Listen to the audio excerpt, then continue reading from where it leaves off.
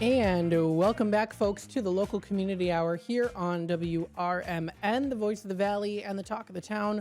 We hope that you are enjoying this lovely morning today, and it's a nice sunny day outside today. So go outside and enjoy yourself. Coming up this weekend, it's going to be really nice. So go outside, have some fun. Maybe get yourself a cup of coffee. Maybe get yourself some tequilas. I don't know, something fun over the weekend. Have some fun because it is coming up here to the weekend very shortly. Today's the last day of winter as we hop on into the month of, into spring and then into the month of April. So it's pretty exciting. The time is 35 past the hour, coming up very shortly here.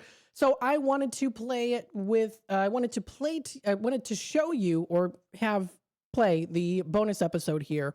This is Somebody Knows Something. This is called Still Missing. It was released on March 16th, so it was actually 3 days ago that it was released. And you can actually listen to it and find it for yourself on podcast.apple.com, or you can also go to Spreaker and listen to it there as well. But I wanted to take this time to have this play for you so that you can hear it and get excited for season 3 that's coming up here. And of course, thank you so much to the city of Elgin, the Elgin Cold Case Unit as well too, police department, for all you do for the community. I know that these cold case units it's a lot of work, of course. So we thank you for all that you do. And we're glad that we here at WRMN are able to help you with that. We're very grateful for that. So here it is, season 3, bonus episode, Still Missing, of Somebody Knows Something. This podcast is based on information sourced primarily from police and media reports, but certain names and other identifying details may have been changed or altered for privacy and security reasons. While the events and cases discussed are based on real investigations, some aspects may be simplified for time and for narrative purposes. Voice actors have been used to read from statements or documents. All information presented is intended solely to inform and raise awareness. Hosts may discuss theories regarding the cases examined in this podcast, but such discussions are not intended to and should not be considered by the listener to be legal conclusions. All persons discussed are considered innocent until proven guilty in a court of law. Listener discretion is advised. This is Chief Anna Lally. Welcome to Somebody Knows Something, a podcast from the Elgin Police Department's Cold Case Unit. In this podcast, we will shed new light on cold cases in the city of Elgin by sharing untold details and by encouraging anyone with information to come forward. You will come along with real cold case detectives as they investigate active cold cases in real time and seek justice for the victims and closure for their families. We believe that the Elgin Police Department and our community can work together to bring closure to cold cases, because we know that in these cases, somebody knows something.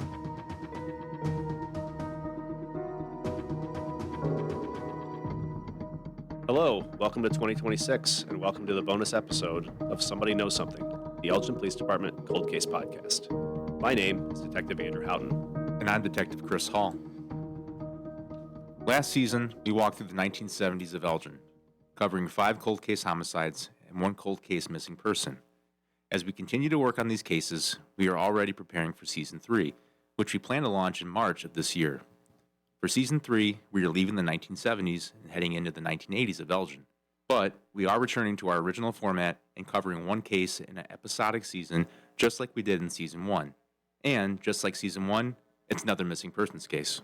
Before we jump into Season 3, we decided that we wanted to give our listeners an idea of all the cold case missing persons that we have on our caseload as of the date of this recording, so that we can ask for information and tips on those cases. Then in Season 3, Chris and I are going to explore the oldest case in our missing person case files, a case from 1982, over the course of a full season. Currently, we have 4 missing persons cases on our caseload, spanning from 1982 to 2021. And we have a missing person who disappeared in April of 2023 who, if he is not located, will become our 5th cold case missing person in just a few short months. So, let's dive into those cases here in the bonus episode as we begin the new year and as we move towards Season 3 of Somebody Knows Something.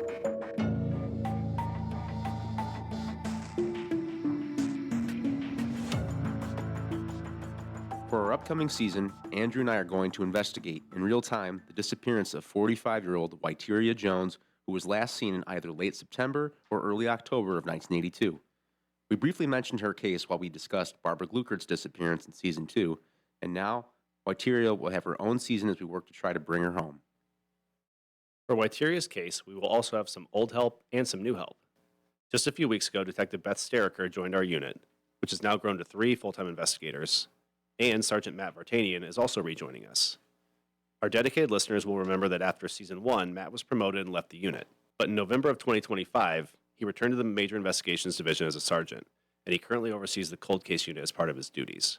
While Chris and I will continue to host Season 3, our listeners may also hear from Beth and from Matt periodically as we work on Whiteria's case as a group. Throughout the season, Andrew and I, along with Matt and Beth, plan to interview people who knew Whiteria, visit key sites related to her disappearance, and review her full case file so that we can hopefully generate new tips and new leads in her case. As we said, we plan to launch our season in March, and we hope that with your help, we can generate new interest in Whiteria's case and maybe find out what happened to her over 44 years ago.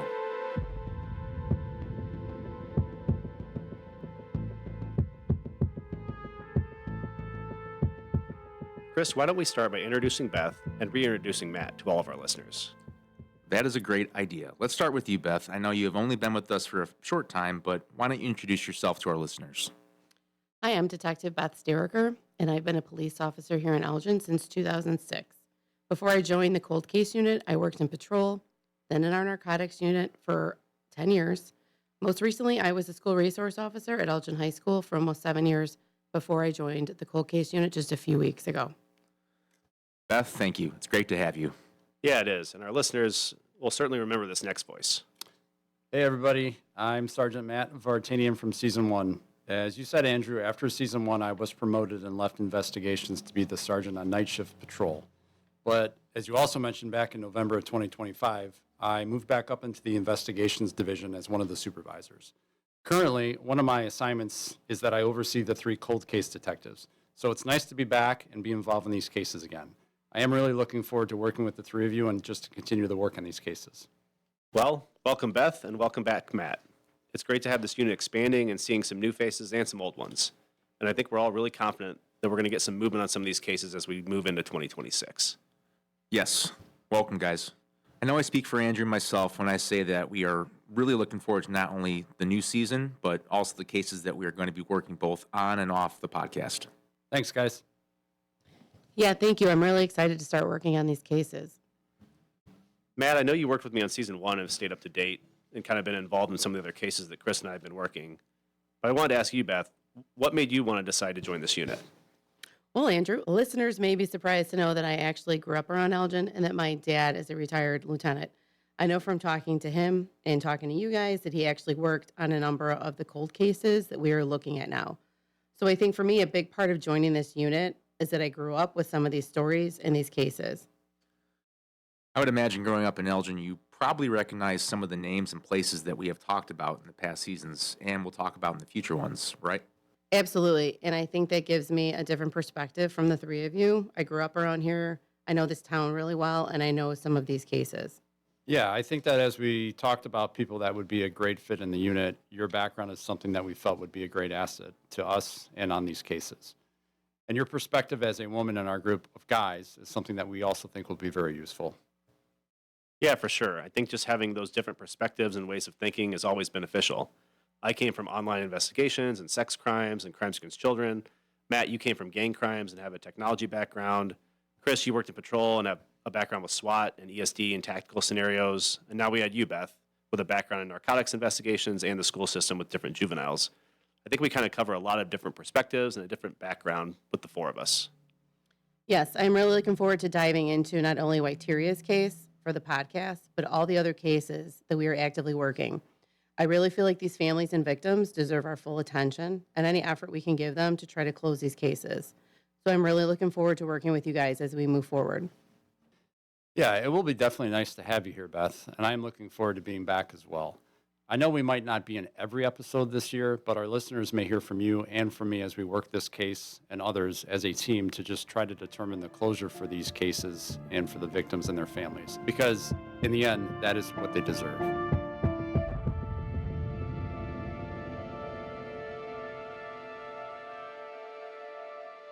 Well, now that we've given you an update on our staffing, as Chris said, we have 4 missing person cases in our file, including one case that we will focus extensively on in Season 3. But as Chris also said, we have a 5th case we want to talk about. That case involves a 61-year-old man who was reported missing in April of 2023. And because our cold cases have to be at least 3 years old to meet our criteria, his case will become our 5th missing person case in April unless we find him before then. True. But even if we do add a 5th case in April, we did locate another missing person this past fall, and his case came off the books for us. Willie Wilder, who was listed on our website and who was on our caseload after he disappeared in December of 2021, was located living in South Elgin in September of 2025. So, since our unit began in May of 2024, our list of 6 cold case missing persons is now down to 4, with Willie and Karen coming off our list. With that in mind, we thought that since we're focusing on our oldest cold case for Season 3, we would discuss each missing person case from our cold case files in reverse chronological order, starting with the missing person from April of 2023 and working backwards to our 1982 case here in this bonus episode. Then, when we launch Season 3 in March, we will dive really deeply into our 1982 case. So, let's get into those other 4 cold case missing persons as we look forward to Season 3 of Somebody Knows Something.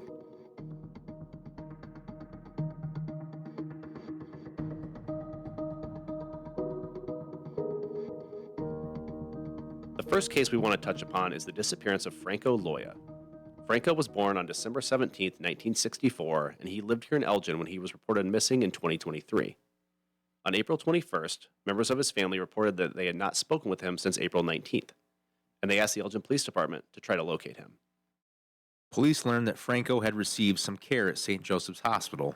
Then, after he was discharged, he walked north along North Airlight Street around 9 p.m. Franco was living in the 300 block of Raymond Street on the east side of Elgin, about 3.5 miles east of where he had last been seen. Elgin police pulled video surveillance, tried to ping his phone, and searched the area extensively, both near where he was last seen as well as his house and other areas he was known to frequent. But as of the date of this recording, he has not been located. Franco is currently listed as missing and endangered. Franco is described as a male Hispanic, approximately 5 feet 5 inches tall and 192 pounds, with black hair and brown eyes. And he was last seen wearing a black Planet Fitness tank top, black pants, and black shoes. Franco sometimes uses the name Otniel Rojas, and a photograph of him, along with all the people we're going to discuss in this episode, accompanies this episode. Franco's family is still searching for him, and we are asking that anyone who has information about his whereabouts please come forward. We hope that by releasing information in this podcast, we can find him before his case technically becomes a cold case in April this year.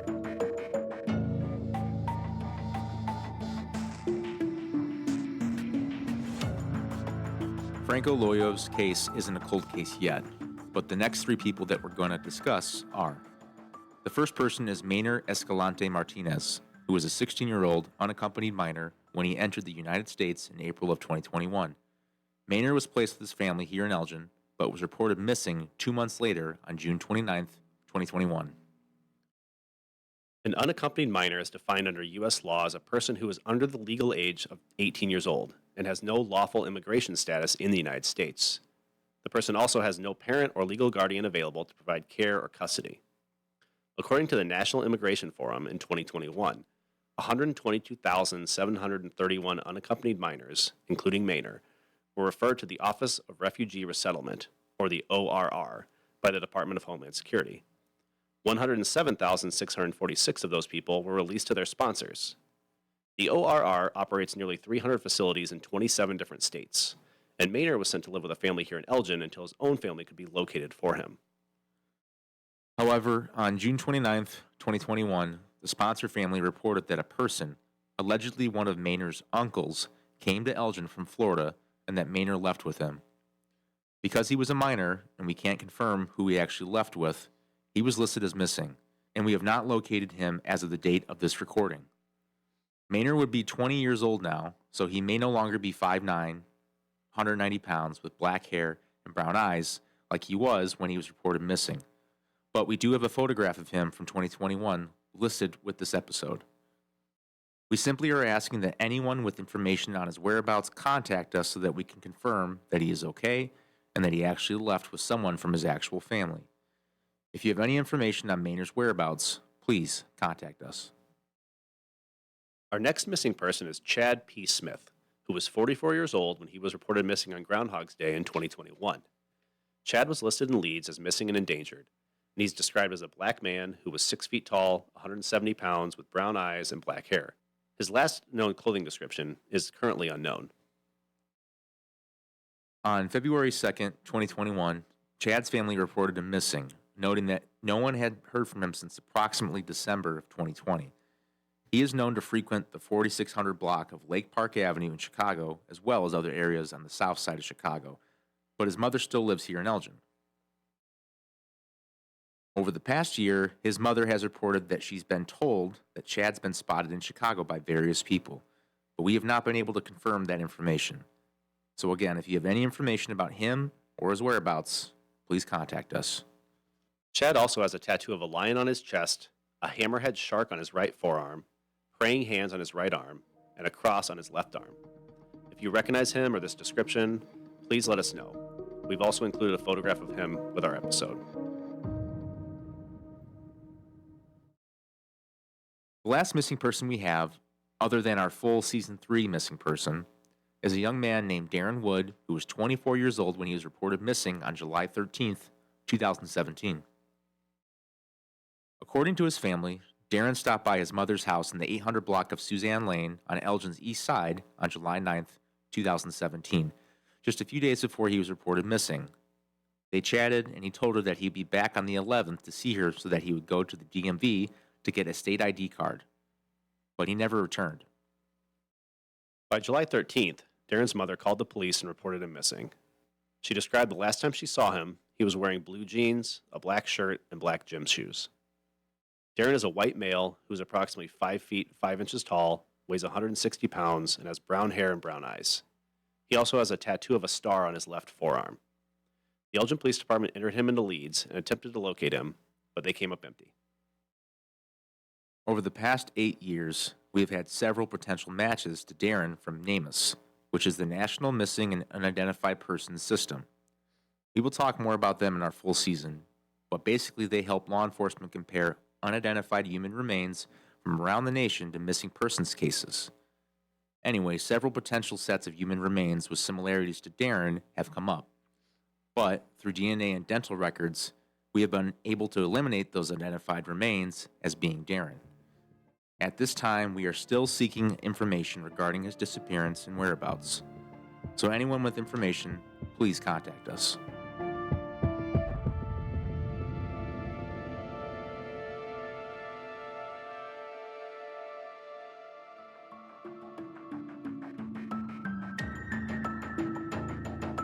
Well, those are the missing persons cases that we have on our caseload as of January of 2026, along with one that could become a cold case in just a few months. Franco Loyo, Maynard Escalante Martinez, Chad P. Smith, and Darren Wood. These 4 cases span from 2017 to 2023. But as we said at the beginning of this bonus episode, we have one more case that goes all the way back to the fall of 1982, over 6 months before Karen Sheepers, our missing person from Season 1, disappeared. Waiteria Jones was 45 years old when she vanished after reportedly leaving the Douglas Hotel, which is just across the street from the current police department. Listeners will remember that Casey Kyles, a case we covered in Season 2, was also murdered just outside that same building in 1977. For Season 3, we will be investigating Waiteria's disappearance over multiple episodes, just like we did in Season 1 with Karen Sheepers. But we expect that Waiteria's case will take us outside of Elgin, even outside of Kane County, as we search for answers in the oldest cold case missing person case in our files. So please join us in March for Season 3, Waiteria is Missing, here on Somebody Knows Something.